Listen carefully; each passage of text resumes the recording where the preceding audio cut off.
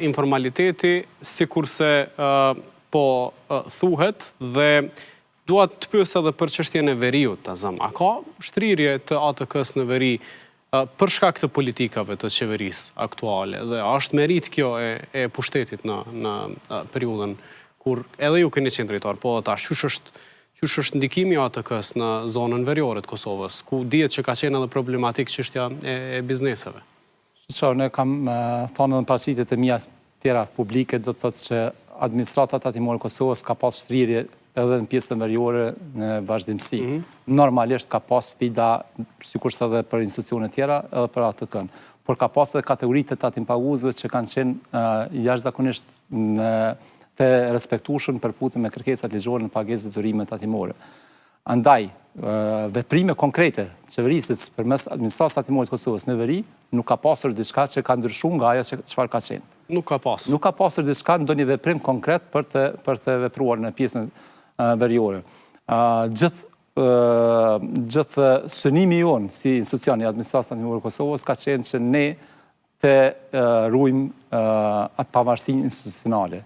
A është varë simbolike edhe të zëmë nisma për hapjen e zyrës në pjesën veriore të Mitrovicës? Zyrët aktuale të administratës tatimore të Kosovës në regionin Mitrovicës janë ato afër Ibrit.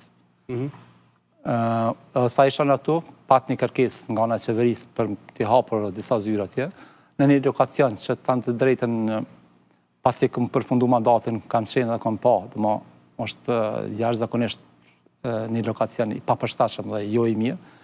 Është i përshtatshëm për zyrtarët? Jo, s'është i përshtatshëm. Edhe mendoj që si institucion, si administrata tatimore e Kosovës, ne do të vazhdojmë, është dashur të vazhdojmë të jemi në ato zyre ku i kemi. Çështja tjetër për të kriju një përshtypje, sikurse është edhe një zyre atje e institucionit të ATK-s, mendoj që asnjë gjë nuk e përmirëson. Kjo është veç përshtypje që krijohet. Puna e zyrtarit të tatimor është punë terreni. Edhe zyrtarët tatimor, jo vetëm në pjesën e Mitrovicës veriut, po deri në kufijat e drejtë, pikat kufitare duhet të shkojnë për të inspektuar edhe për të luftuar informalitetin. Një gjë të tillë edhe kanë bën në vazhdimsi. Dhe ka qenë diskutabile edhe e diskutueshme çështja e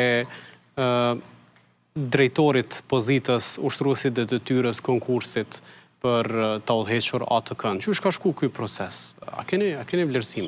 Për hir të korrektësisë, po i përgjigjem secilës pyetje, po me qenë se tashmë veç jam i angazhuar në politik, nuk kisha dashur që të merrem shumë me administratën tatimore të Kosovës për faktin që tashmë për mua është një kapitull i përfunduar. Me siguri edhe si politikan do të merreni me këtë drejtim. Këtë institucion. E di që minimalisht s'ka pasur fare transparencë në këtë proces. S'ka pas transparencë. As ne si kandidat që kemi qenë, nuk e kemi ditur se kush ka kandiduar, as e kemi ditur se kush është kualifikuar, do të thotë si që i ka plotësuar kriteret për të qenë kandidat potencial për të vazhduar procesin e intervistimit.